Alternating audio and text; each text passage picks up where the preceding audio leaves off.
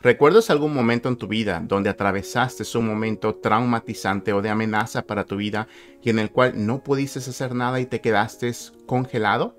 ¿Te pasa a lo mejor en el momento presente que estás hablando con alguien y de repente tu mente se va y momentos después no recuerdas la conversación o qué fue lo que hiciste? Si eso es así, te invito a que te quedes conmigo. Mi nombre es Oscar y este canal está dedicado a poder ayudarte a comprender todo lo relacionado a las heridas emocionales de la infancia. Y en este caso vamos a hablar de este tema. ¿Por qué nos quedamos congelados? ¿Por qué nos quedamos en modo parálisis? ¿Por qué incluso el día de hoy sentimos una cierta culpa, vergüenza o enojo? Porque en algún momento pudimos haber hecho algo, pero no lo hicimos. ¿Y por qué el día de hoy nos sigue pasando eso en otras ocasiones? Así que el tema de hoy es: ¿por qué mis heridas me paralizan? ¿Por qué sigue sucediendo esto el día de hoy? Entonces, para poder comprender esto, yo te voy a introducir a las 4 formas de reaccionar ante una amenaza. Al principio únicamente eran 3, hoy ya vamos como por 5, pero las primeras 3 son las más importantes para poder comprender esto. Te recuerdo que cuando una persona atraviesa por una situación que el cerebro lo considera como amenazante para tu vida, el sistema nervioso tiene que reaccionar. Y tiene que reaccionar de maneras inconscientes, de formas que ya están instaladas ahí adentro para nuestra supervivencia. Son mecanismos instalados de manera inconsciente que no le pertenecen a la mente inconsciente. Por lo tanto, no tenemos control sobre ellas, simplemente van a aparecer. Y el trauma es la desconexión de nosotros mismos, de la mente consciente. Lo que quiere decir que la mente inconsciente va a tomar mucho control sobre nuestra vida, sobre nuestras decisiones y sobre nuestras reacciones.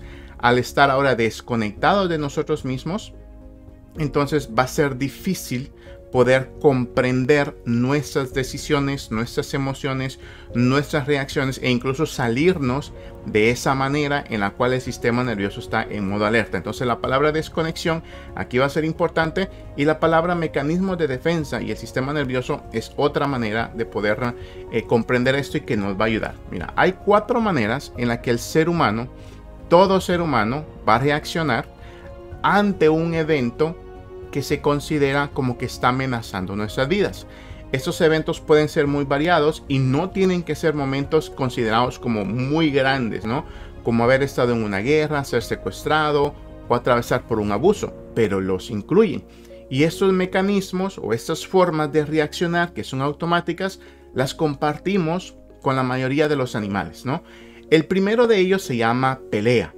Lo primero, cuando vemos una amenaza, a lo mejor alguien que nos está gritando, que nos quiere pegar, la primera reacción automática es defendernos, pelear. Pero esto solo se puede si la amenaza es más pequeña que nosotros. Si de alguna manera analizamos y llegamos a la conclusión de que sí podemos vencer y sí podemos defendernos. Pero si esto no se puede, la segunda va a ser huir, salir corriendo de la amenaza para poder salvar nuestras vidas. Y aquí es importante hacer la diferencia entre lo que puede ser amenazante para una persona de mi edad, de tu edad, o para un niño que únicamente tiene 1 año, 2 años o 3 años, o incluso para alguien que todavía está adentro del vientre de la mamá. Eso es importante. Porque lo que es amenazante para la vida de un niño de 1 año puede ser algo tan sencillo como que de repente se despertó en la noche y no había nadie. Está llorando y siente un miedo y nadie acude a poder confortar ese miedo. A lo mejor un perro puede estar gritando mucho, ladrando, o sí puede ser otras cosas que son más peligrosas como observar y escuchar que papás están gritando, están peleando, o otras cosas. Un niño que se pierde a lo mejor en la tienda. Y podemos escalar poniendo ejemplos como un niño que está siendo golpeado, gritado, abusado, una persona adulta o a lo mejor un niño de 10 años o un adolescente que pasa por esas situaciones donde tiene que acudir, tiene que venir el sistema nervioso a tratar de defenderlo. Entonces, si se puede pelear, se va a pelear. Pero si el sistema nervioso dice no se puede, se va a huir. Pero los niños, un niño de 1 año, de 2 años, ellos no pueden pelear y no pueden huir. Entonces es más común que estos niños, estos bebés, les voy a llamar, van a acudir a este tercer modo que tiene como nombre inmovilización o congelarse. Quiere decir que una gran cantidad de estrés se está produciendo dentro de ellos y al mismo tiempo hay mucho miedo. Y entonces tienen que ir en este momento de congelarse porque es una manera que el cerebro los protege de un de una posible amenaza más fuerte de lo que se está viendo. Y existe la otra que se llama como adulación, que esa ha sido estudiada en los últimos años, que de aquí nacen como las relaciones codependientes y peligrosas, donde una persona, aunque está ante alguien que lo está agrediendo, supongamos que ese es el esposo, pareciera que esta esposa incluso lo sigue complaciendo y lo sigue queriendo y lo trata bien, pero también es un mecanismo de defensa porque interiormente se siente que su vida está en peligro y no ha podido pelear, no ha podido ir, el modo congelarse no ha funcionado, entonces viene esta otra también. Pero hoy nos vamos a centrar en el número 3. Y para eso vamos a acudir a la naturaleza, a las enseñanzas del Dr. Pierre Levin, que al observar los animales, él también, en unión con unos maestros indígenas, él aprendió esto y lo han traído a la ciencia del trauma. Entonces, ¿qué es lo que pasa? Mira, te voy a enseñar esta imagen que está aquí, que es como el plan de la naturaleza, ¿no? Es la manera que estamos construidos, diseñados, y tenemos ciertos elementos que nos van a ayudar cuando nuestra mente consciente no nos ayuda. Entonces, el ejemplo que Pierre Levin nos da, y que hay un video, de hecho, donde pudieron grabar a una ipala que estaba siendo atacada por otro animal, tener todos estos modos en apenas unos 2-3 minutos. Entonces, ¿qué es lo que sucede? Imagínate esto. Imagínate que este animal, esta ipala, está junto con sus demás familiares, con sus demás compañeros, allá en la naturaleza, en el bosque. Están tranquilos, están en un modo paz, en un modo creativo, están comiendo, están jugando, están haciendo lo que tienen que hacer. Pero de repente viene un aire un poquito más fuerte y algo, unos instintos dentro de este animal les están anunciando que hay un posible peligro. Y entonces se empieza a voltear a ver para un lugar, para otro lugar. Aquí ya se está poniendo el sistema nervioso en modo alerta, cuando presentimos que algo puede pasar. No estamos seguros, pero estamos en modo alerta. Aquí ya quiere decir que los instintos están avisándonos, tomando control, mandándonos ciertas hormonas y nos ponen en alerta, y por eso volteamos a ver a la derecha, a la izquierda, a ver qué es lo que va a pasar, ¿no? Es como que vamos caminando por una calle, la desconocemos y de repente hay un grupo de hombres allá a lo lejos que se miran peligrosos, algo así, ¿no? Empezamos a sentir que algo puede pasar. Lo mismo le pasa a un niño que de repente empieza a sentir algo diferente en su casa, y puede ser que los papás en otra habitación están peleando, a lo mejor están hablando de que se van a separar, y este niño entra en alerta. Pero siguiendo al ejemplo de este animal, del ipala, siente peligro, entonces se pone en modo alerta y está a punto de ponerse en modo huida. Está en alerta, no está huyendo todavía, pero se está preparando. Pero si voltea a ver y no hay ningún peligro, entonces lo normal es que regresa a un modo, se sale del modo huida y regresa a un modo relajado, porque se da cuenta, supervisa y llega a la conclusión de que no hay ningún peligro. Entonces este modo desaparece y puede regresar. Lo interesante es que cuando nos ponemos en modo alerta sucede un montón de cosas adentro de nosotros. El corazón empieza a palpitar más rápido, empezamos a respirar más rápido, nuestro metabolismo se acelera, hormonas de cortisol y adrenalina pueden empezar a producirse. Empezamos a tener menos capacidad de producir saliva en nuestra boca, nuestros ojos empiezan a cerrar y a centrarse un poquito más. Muchas cosas empiezan a pasar que no nos damos cuenta, pero los podemos sentir. Entonces, siguiendo con el ejemplo, de ahí pasamos al segundo lugar. Cuando de repente, de la nada, salen esos animales, puede ser un tigre, un chita, y empiezan a correr, se da cuenta, está convencido el ipala de que hay peligro. Y ese peligro es más grande que él, no lo puede vencer, no es una buena idea ponerse a pelear, entonces tiene que huir. Y entonces ya pasa a este modo huida que se está completando, que se está haciendo. Hay una descarga grande de hormonas, una descarga de energía, hay más fuerza, podemos correr más rápido que si únicamente quisiéramos correr porque queremos correr. No es lo mismo correr cuando todo está bien a correr cuando hay peligro. Podemos correr mucho más rápido de maneras automáticas, ¿no?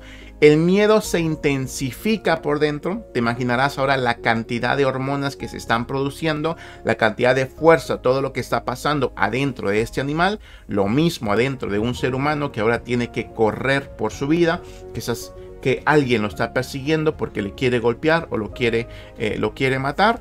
Entonces el poder de huir se aumenta. Y cuando digo el poder me refiero a un montón de hormonas, a un montón de funciones que suceden dentro del ser humano. Entonces está completamente en modo huida, está asustado y está únicamente enfocado en poder salvar su vida. Pero de aquí puede pasar lo siguiente. De repente estos animales que eran más grandes y más veloces están a punto, todavía no lo han alcanzado, pero están a punto de alcanzarlo.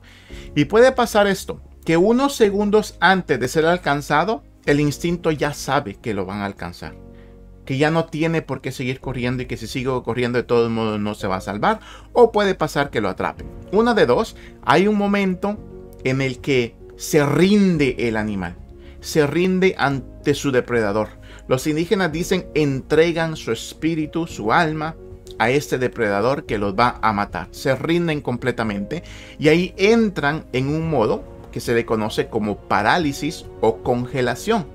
Y entonces va a entrar otra función física de la fisiología, que los músculos se van a tensar, se van a producir ahora las hormonas de endorfinas. Las endorfinas son las hormonas que alivian el dolor y que anestesian.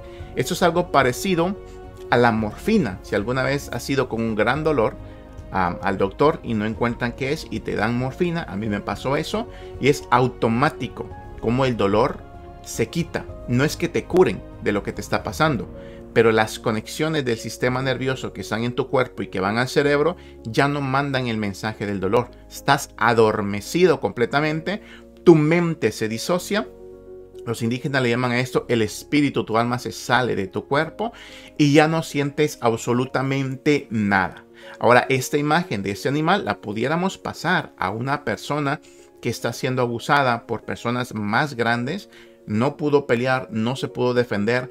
Entonces, el último mecanismo para poder posiblemente no morir es es un mecanismo de supervivencia que los tenemos todos los seres humanos. Y la propuesta, la razón de este mecanismo es salvarnos la vida. Es como el último intento de salvarnos la vida. Entonces, esto lo podemos ver claramente en los animales y también lo podemos ver en los seres humanos. El asunto es que el pensamiento de por qué pasa de la cultura es muy dañino. No hay una educación positiva, saludable sobre esto y se tiende a juzgar muy mal. Pero eso es lo que sucede. Suceden muchas cosas adentro de nosotros.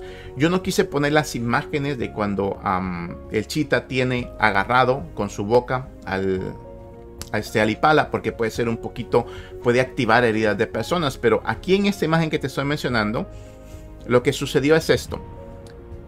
El chita lo tiene agarrado, pero de repente se da cuenta que hay otros animales que también se lo quieren comer.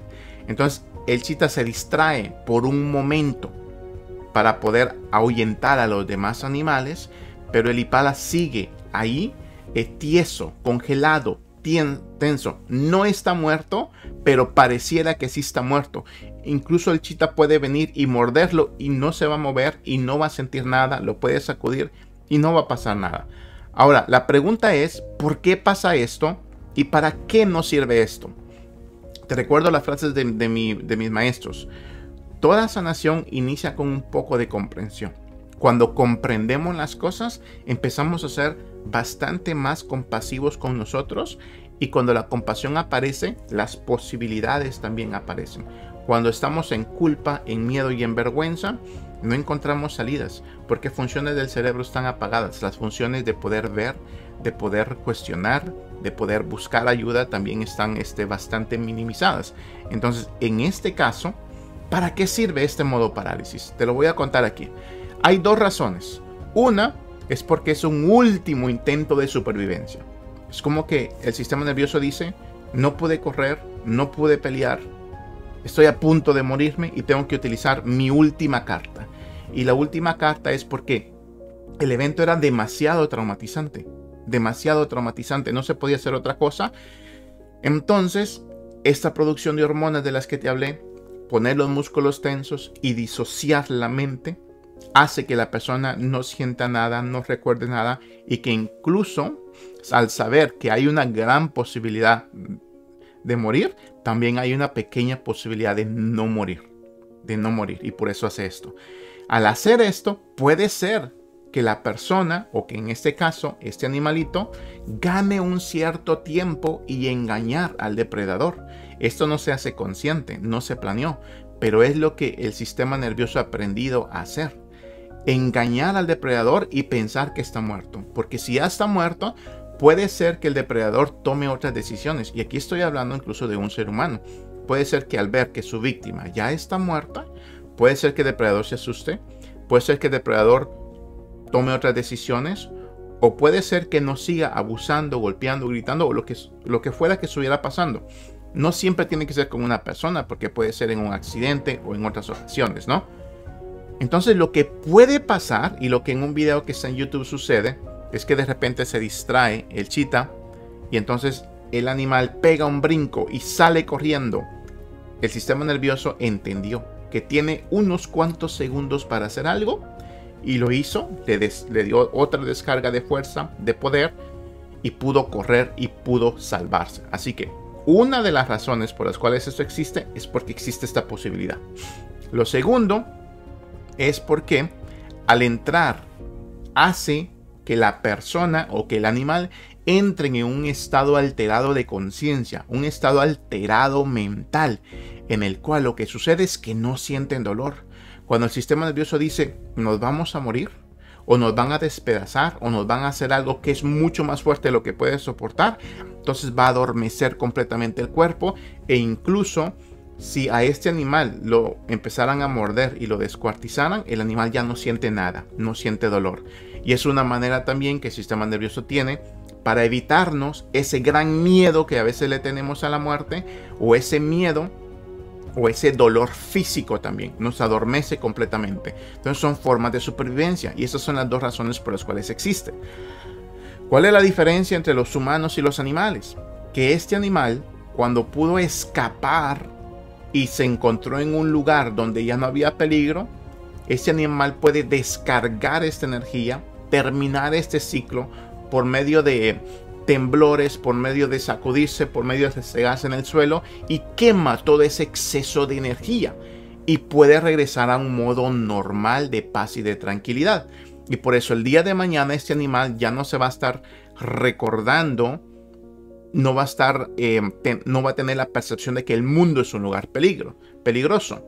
O sea, su mente no lo va a estar molestando con esas situaciones, y su cuerpo no le va a mandar emociones de miedo, de dolor, de vergüenza o de culpa, porque pudo terminar el ciclo fisiológico, no el ciclo mental, fisiológico del cuerpo. Pudo quemar este exceso de hormonas. Lo que sucede en los seres humanos, que los seres humanos no sabemos cómo terminar este ciclo, y no lo sabemos porque no nos los han enseñado. Y si las demás personas con las que nos encontramos después de este evento traumático no son personas de confianza, no se los contamos, y al no contarlo se queda todo eso adentro de nosotros. Y al interpretar que las personas a nuestro alrededor no son seguras, no podemos terminar este ciclo. Y no lo terminamos no por culpa de las personas, no por culpa de nosotros, simplemente porque no nos han enseñado. Pero los expertos en trauma lo que han descubierto es que analizando a esos animales tenemos los mismos mecanismos y podemos aprender a quemar este ciclo de congelación o de parálisis para que nuestro cuerpo, nuestro sistema nervioso pueda regresar a un estado de paz y de tranquilidad. Entonces lo que sucede aquí es que la cultura lo juzga todo muy mal. Cuando vemos a una persona que se paraliza ante una amenaza, ante una pelea, cuando no puede responder ante ciertas cosas que le piden que respondiera, eso se tiende a ver como debilidad o como cobardía, y las personas lo dicen. Pero debajo de esas críticas es porque también hay mucho miedo a la inmovilidad. La gente tiene mucho miedo a quedarse inmóvil ante amenazas, y lo que sucede es que muchas veces sucede eso exactamente a lo que le tenemos miedo, pero es por no reconocer que hay una ventaja en esa inmovilidad, pero que también podemos entrar y salir de ella.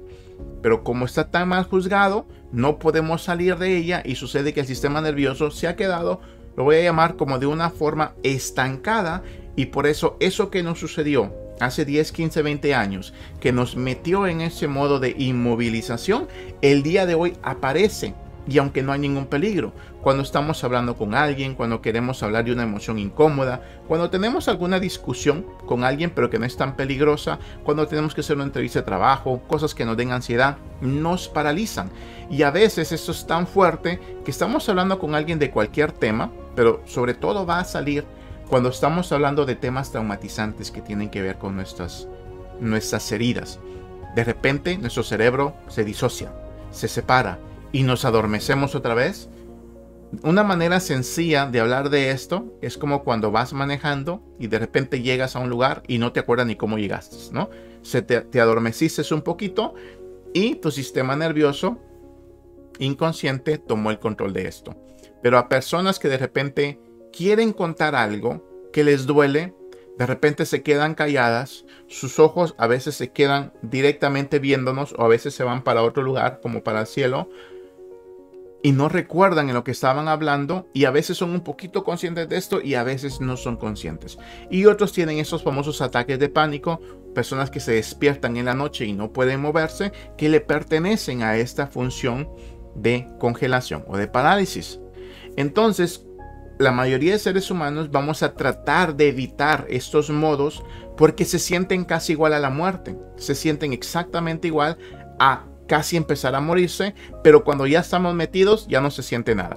Pero por eso los evitamos. Entonces, la clave que nos menciona el doctor Peter Levine es saber entrar y saber salirse de este estado. Esa es la clave para que los síntomas de los eventos traumáticos no se desarrollen. Aprender cómo funcionan estos modos, comprenderlos, reconocerlos, honrarlos y educarnos con herramientas correctas para poder desprogramar, para poder quemar ese exceso de energía traumatizada que está ahí adentro. Pero lo primero es comprender que estas son funciones automáticas que todos tenemos y que nos salvaron la vida en un cierto momento. Ahora, hablando del daño que hace la cultura en esto, el asunto es que la cultura le hace mucho daño a la víctima. Y cuando hablo de la cultura, hablo de todos nosotros cuando no tenemos la educación suficiente para comprender esto, ¿no? Entonces, una persona que pasó por una situación traumática y que entró en modo de congelación, vamos a poner el ejemplo de una persona que fue abusada, es muy común que años después va a surgir culpa, puede ser meses, semanas, años, culpa, rabia, remordimiento y vergüenza. Frases como, ¿por qué no hice nada? ¿Por qué no me defendí? ¿Por qué no hablé? Dependiendo lo que haya sido.